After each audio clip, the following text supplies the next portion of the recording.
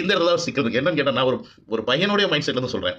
என்னதான் நம்ம லவ்வே பண்ணாலும் வச்சாலும், இப்ப நீங்க திடீர்னு எல்லாம் ஊருக்கு போறீங்க, பொங்கல் தான் போறீங்க அப்படின்னா, உங்க மாமா பொண்ணு நீங்க இதுக்கு முன்னாடி சின்ன பிள்ளையில ஒரு பாவாடை சட்டை போட்டு, ரெட்டை சட்டை போட்டு அப்படியே தான் பார்த்து வந்துருவீங்க. ஆனா, அது காலேஜுக்குலாம் போய் வரும்போது ஒரு கேப் விட்டு பார்க்குறீங்க அப்படின்னா, நமக்கே வந்து பிரமிப்பாயிரும். என்னடா இப்படி இருக்காளே இந்த புள்ள, ச்சே மிஸ் பண்ணிட்டோமோ அப்படின்னு தோணும். ஆனா வேற வழி இல்ல. ஆனா ஆல்ரெடி லாக் ஆயிட்டியே. அப்புறம் என்ன அங்க போய் நொட்டுறது? அது முடியாதுல்ல. அதனால மனசு நொந்துக்கிட்டு வேற வழி இல்லாம பொங்கல் வரைக்கும் இல்ல திருவிழாவோ ஏதோ ஒண்ணுல ஜாலியா சைட் அடிச்சுட்டு வந்துருவாய்ங்க. பட் வந்தாலும் லவ் அப்படின்னும்போது இந்த பக்கம் அதிகமா இருக்கணும்போது, அது வந்து அந்த டைம்ல வர ஒரு கிரஷ் அப்படின்னும்போது.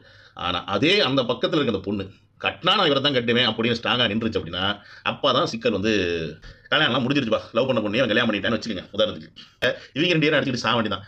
ஏன்னா இந்த புள்ள அப்புறம் சொல்லும், உன்ன லவ் பண்ணதுக்கு நான் பாட்ட பாவம் என் தலையில ஓட்ட வந்து மாட்டிக்கிட்டேன் வச்சுக்கிட்டேன் இந்த புள்ள கத்த.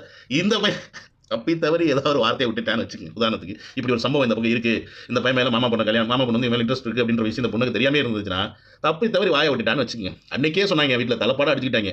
இந்த புள்ளைய கட்டிக்கிடான்னு. நான் தான் கேட்காம உன்ன லவ் பண்ணி தொலைச்சேன். அந்த பாவத்துக்கு அவன கல்யாணம் பண்ண பாரு சனிய அப்படின்னு சொல்லி வார்த்தையை மட்டும் விட்டான்னு வச்சுக்கங்க.